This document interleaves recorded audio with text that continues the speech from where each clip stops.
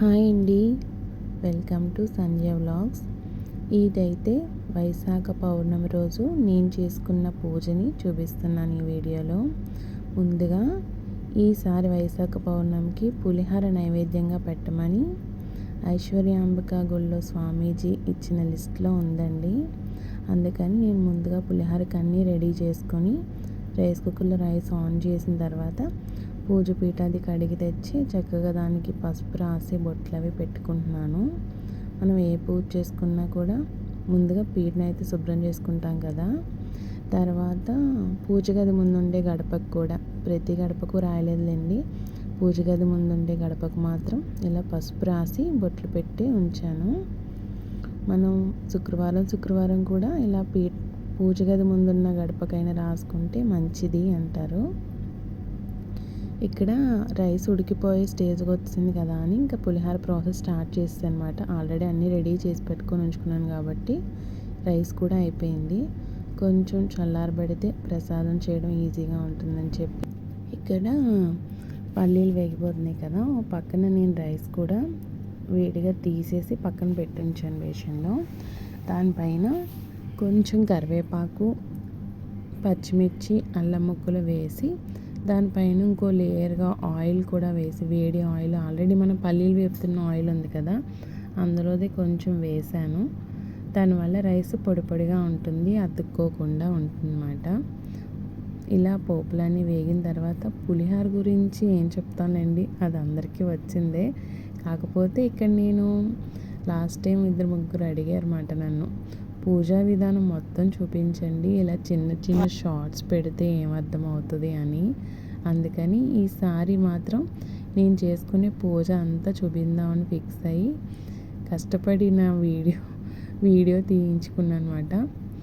అదే ఇక్కడ చూపిస్తున్నాను. పులిహార ప్రాసెస్ రెసిపీ చెప్పాలనే థాట్ ఏం కాదులేండి, అది అందరికీ తెలిసిందే కదా, పులిహార అందరూ చేసుకునేదే. నేను చేసేదైతే ఇవాళ నిమ్మకాయ పులిహార అన్నమాట.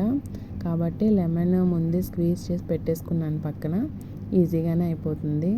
రైస్ అయిపోయిన తర్వాత అందులో పోపు వేసాను, ఇంగు కూడా కొంచెం చిటికెడు యాడ్ చేశాను. లెమన్ మాత్రం లాస్ట్లో వేద్దాం, రసం ముందు వేయట్లేదు, చేదు వస్తుంది అంటారు కదా, కొంచెం వేడిగా ఉన్నా కూడా చేదు వస్తుంది అంటారు. కాబట్టి ముందు నేను అంతా కలిపేసిన తర్వాత లాస్ట్లోని నేను ముందు పిండి ఉంచుకున్న లెమన్ జ్యూస్ ఉంది కదా దీన్ని యాడ్ చేశాను. ముందైతే మనం ఏది టేస్ట్ చేయం కదండి, ఇది నైవేద్యంగా చేస్తున్నాం కాబట్టి. కానీ ఆ రోజు పులిహార అయితే చాలా బాగా నచ్చింది అందరికీ, అందరూ బాగా తిన్నారన్నమాట. ఇదైతే మార్నింగ్ మనం పూజ చేసుకుంటా, ముందు చెప్పడం మర్చిపోయాను, ఈ పూజ పౌర్ణమి రోజు సాయంత్రం చేసుకుంటారు, చంద్రోదయం టైంలో చేసుకుంటారు. ఇది మార్నింగే చేసుకునేది కాదు. ఈ పువ్వులు ఏంటంటే నేను మార్నింగ్ పూజ చేస్తాం కదా మనం, ఆ పువ్వులన్నీ కూడా మరుసటి రోజు వరకు ఉంచకూడదని విన్నాను. అందుకని నేను ఈవినింగ్ మనం స్నానం చేస్తాం కదా అప్పుడే అన్నీ తీసేస్తున్నాను.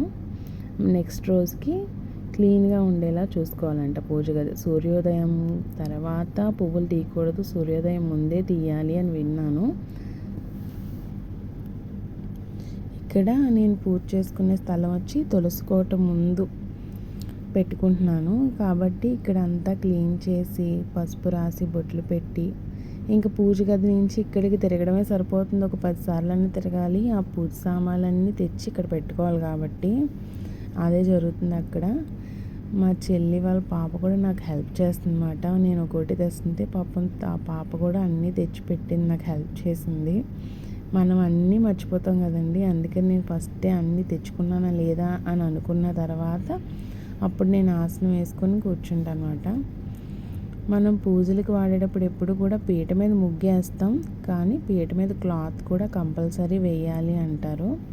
అది నలుపు లేకుండా పసుపు కానీ, ఎరుపు కానీ, పచ్చ కానీ, లేకపోతే తెలుపు వస్త్రం కానీ వేసి పెట్టుకోవాలి. పూజ ఏదైనా డైరెక్ట్గా పూజ పీట మీద పెట్టకూడదు. ఇదే నేను చేసుకునే పూజ యొక్క ప్రతిమ. ఇది లలితాదేవి అని అనుకొని నేను చేసుకుంటున్నాను. ఇది అయితే కంచి వెళ్ళినప్పుడు అక్కడ కంచి పీఠం ఉంటుంది, అక్కడ అమ్ముతుంటే తీసుకున్నాను అనమాట. అది ఈ వైశాఖ పౌర్ణమికి ఆ ఉన్న లిస్టులో పులిహారతో పాటు పువ్వుల్లో సంపంగి పువ్వులు ఉన్నాయి. చాలా కష్టపడితే దొరికినాయి. చాలామందికి దొరకలేదు మా వాళ్ళకి సంపంగి పూలు. కానీ నాకు బాగానే లక్కీగా దొరికిందని అనుకోవాలి. 5 పువ్వులు దొరికాయి. 5 కూడా అమ్మవారి దగ్గర పెడుతున్నాను. ముందే తమలపాకులు అన్నీ క్లీన్ చేసేసి తెచ్చి పెట్టుకున్నాను అనమాట. వినాయకుడి దగ్గర తాంబూలానికి, వినాయకుడిని చేయడానికి, అమ్మవారి తాంబూలానికి ఎన్ని ఆకులు పడతాయి అవన్నీ చూసుకొని మనం పూజ ఎప్పుడు కూడా స్టార్ట్ చేసే ముందే వినాయకుడిని చేసుకోవాలి. ముందు చేసి పసుపు ముద్ద పక్కన పెట్టుకోకూడదని చెప్పారు. కాబట్టి కూడా మనం పూజ దగ్గర కూర్చున్నాం, ఇంకా పూజ స్టార్ట్ చేసేస్తాం అన్నప్పుడే వినాయకుడిని తయారు చేసుకోవాలి. ఈ పూజకు కూడా నేను పసుపు వినాయకుడిని తయారు చేసి పెట్టుకొని ముందు ఆయన పూజ చేసిన తర్వాత అప్పుడు లలితాదేవి పూజ చేస్తాను అనమాట. ఇక్కడ చూస్తారు కదా, ఇంకా అన్నీ రెడీగా పెట్టేసుకొని అప్పుడు దీపారాధన చేశాను. ఆవునేతి దీపాన్ని మాత్రం వెలిగించాలి. అంటే వీలు కుదిరిన వారు కొబ్బరి నూనె కూడా వెలిగించుకోండి, కానీ ఆవు నెయ్యి అయితే మంచిది. అమ్మవారికి ఆవు పాలు కూడా నైవేద్యంగా పెడతారు. అది చంద్రకిరణాలు పడేలాగా పెట్టుకొని పౌర్ణమి రోజు చంద్రుడి యొక్క కిరణాలు ఆవు పాల దగ్గర తగిలి ఆ పాలు మనం తాగితే చాలా మంచిది అని చెప్తారు. బయట ఉంచి కాసేపు ఆ పాలు తాగాలి. ముందుగా ఏంటంటే ఆడవాళ్ళు తాగితే మంచిదని చెప్తారు. ఇక్కడ ఏంటంటే మన ఆచమనం చేస్తాం కదా, ఆచమనం ప్రాణాయామం ఇవన్నీ చేసి నా పూజను మొదలుపెట్టనమాట. ఇంత డీటెయిల్గా నేను ఎప్పుడూ కూడా వీడియోస్ తీయలేదు, ఇదే ఫస్ట్ టైము. నాకు కూడా కొంచెం కన్ఫ్యూజింగ్గానే ఉంది. ఏదన్నా ఏంటి ఇలా ఉంది వీడియో అని అనుకోకండి. ఫస్ట్ టైం కాబట్టి కొంచెం ఎక్స్క్యూజ్ చేసేయండి. ఇంత డీటెయిల్ వీడియో నేను ఎప్పుడు తీయలేదన్నమాట. ఏదో షార్ట్స్ అవి తీసాను, కానీ ఇంత డీటెయిల్గా నేను చేసే పూజనంతా అయితే తీయలేదు. ఇంకోటి ఏంటంటే పూజ అనేది మన మనసుకు సంబంధించింది కదా, మనకు ఎలా అలవాటు ఉంటుంది చిన్నప్పటి నుంచి ఆ విధంగానే మనం పూజ చేసుకుంటూ ఉంటాం. మన పేరెంట్స్ నుంచి మనకు అలవాటు అవుతుంది కాబట్టి ఇక్కడ నేను అంతే వినాయకుడు పూజ చేస్తున్నాను. వినాయక స్వామికి గరికతో పూజ చేస్తూ ఉంటాం కదా, ఆ గరిక అన్నమాట. ఎక్కువ హడావుడి కాకుండా సింపుల్గా చేసుకోవడానికి ట్రై చేస్తున్నాను. ఎందుకంటే ప్రతి నెలకు ఒకసారి చేసే పూజ కాబట్టి ఒకేసారి ఎక్కువ పెట్టేసుకొని ఒక్కొక్కసారి మనకి నీరసంగా ఉంటుంది. ఆ టైంలో మనం చేయలేకపోతాం. అరే ముందుసారి ఇలా చేశాను ఇప్పుడు చేయలేదు అని అనుకోకుండా ఉండాలని నేను సింపుల్గా మెయిన్ అందులో ఉన్న ఏంటి స్వామీజీ చెప్పింది ఏంటి అందులో ఉన్న మెయిన్ మాత్రం నేను చేసుకుంటున్నాను. నేను ఇది స్టార్ట్ చేసి 4 months అవుతుంది. ఇది వైశాఖ పౌర్ణమి 4వ పౌర్ణమి అన్నమాట నేను చేసింది. ఇప్పుడు వరకు ఎటువంటి ఆటంకం రాలేదు. ఇక్కడ వినాయకుడి పూజ అయితే పూర్తయిపోయింది. పూర్తయిన తర్వాత 3 సార్లు మనం వినాయక స్వామిని పెట్టిన తమలపాకును పైకి లేపి యథాస్థానం ప్రవేశయామి అని చెప్పి కదిపేయాలి. లేకపోతే ఇప్పుడు కదపపోతే 3rd day వరకు కదపడానికి ఉండదు. కాబట్టి వెంటనే కదిపేసుకోవాలన్నమాట వినాయకుడిని కూడా. కదిపిన తర్వాత వినాయకుడి దగ్గర ఉన్న పుష్పాలు అవి తలలో పెట్టుకొని అక్షింతలు అవి నెత్తి మీద చల్లుకోవాలి. ఇక్కడ ఏంటంటే నెక్స్ట్ లలితాదేవిని పెట్టాం కదా మనం, ఆ అమ్మవారిని ఆవాహనం చేసుకొని మనం పూజను మొదలు పెట్టాలి. అమ్మవారిని వచ్చి అక్కడ కూర్చో అమ్మ అని చెప్పి ఆవిడికి షోడశోభ పూజలన్నీ నామాలు ఉంటాయి, అవన్నీ కూడా అమ్మవారి ముందు చదివి నీళ్లు చల్లవలసినప్పుడు నీళ్లు, గంధం, పుష్పం, పసుపు, కుంకుమ, పువ్వులు, అక్షింతలు అన్నీ కూడా అమ్మవారికి సమర్పించి అమ్మవారి నామాలు చదువుతూ ఉండాలన్నమాట. అయిన తర్వాత ఇదేంటంటే లలితాదేవి పూజ అయినా మన దగ్గర లలితాదేవి ఫోటో లేదు అన్నప్పుడు లక్ష్మీదేవి అయినా ఏదైనా అమ్మవారి ఫోటో పెట్టుకోవచ్చు. నేను ఇప్పుడు పెట్టింది అయితే లలితాదేవి కాదు, కామాక్షిదేవి, కంచిలో ఉండే కామాక్షిదేవి మాట.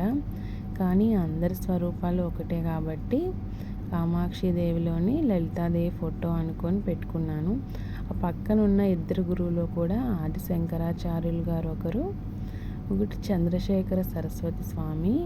ఆ కంచిలో ఉండే వాళ్ళందరూ పీఠాధిపతులు కాబట్టి అక్కడ అటువంటి ఫోటోలు ఉన్నాయి, నచ్చి తెచ్చుకున్నాను. కానీ చాలా బాగుంది అది కూడా.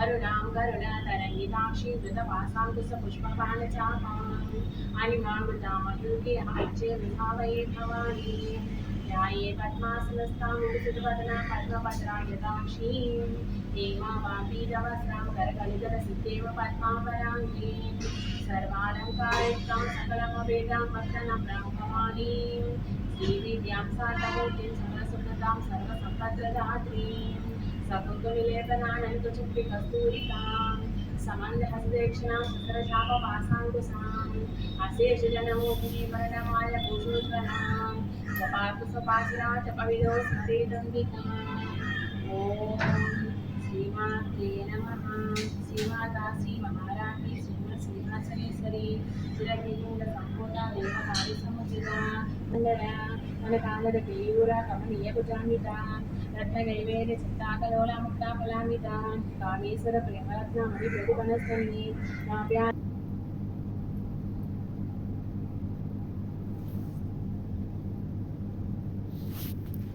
ఇక్కడ పూజ అంతా పూర్తయిపోయింది కదా.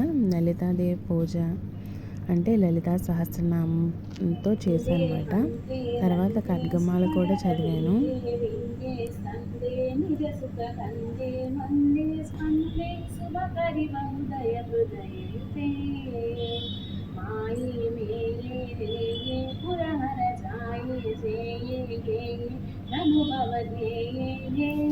ఇదైతే అంబాస్తవం అని నేను యూట్యూబ్లోనే ఫస్ట్ టైం చూసాను అనమాట. అది ఎలా అయినా నేర్చుకోవాలని చెప్పి దాని లిరిక్స్ వెతికి కష్టపడి రాసి ఈ వైశాఖ పౌర్ణమి రోజు అమ్మవారి దగ్గర పాడాను. అది రాసుకున్నాను అనమాట. నాకు అలా ఏదన్నా విన్నప్పుడు అది నేను పాడాలి, నా గొంతు బాగుంటుందని కాదు కానీ నాకు ఇష్టం అలా అమ్మవారి పాటలు పాడాలంటే. ఈ విధంగా నా పూజ అంతా పూర్తయింది. తర్వాత టెంకాయ కొట్టి దేవుడి దగ్గర పెట్టి అదే మహా నైవేద్యం కింద అమ్మవారికి 5 సార్లు నీళ్ళు చుట్టూతా జల్లిన తర్వాత చూపించాలి. ఇలా నీళ్ళు చుట్టూతా జల్లి తర్వాత మనం ఏమేమి పెడుతున్నామో అమ్మవారికి అవన్నీ అమ్మవారికి మనమే స్వయంగా తినిపిస్తున్నాం అని చెప్పి మనసులో ఊహించుకొని వాటి పేర్లు కూడా చదువుకొని అప్పుడు 5 సార్లు అమ్మవారికి నైవేద్యంగా చూపించాలి. అయిన తర్వాత మంత్రపుష్పం ఆత్మ ప్రదక్షిణ. మనకి ప్లేస్ ఉంటే ప్రదక్షిణ అనేది చుట్టూ తిరగడం చాలా మంచిది. ప్లేస్ లేదు, మనం గోడ దగ్గరగా పెట్టుకుంటున్నాం పూజ అన్న వాళ్ళకి అవ్వదు కదా. కాబట్టి దగ్గర ఉన్న వాళ్ళు ఇలా చేసుకోవచ్చు.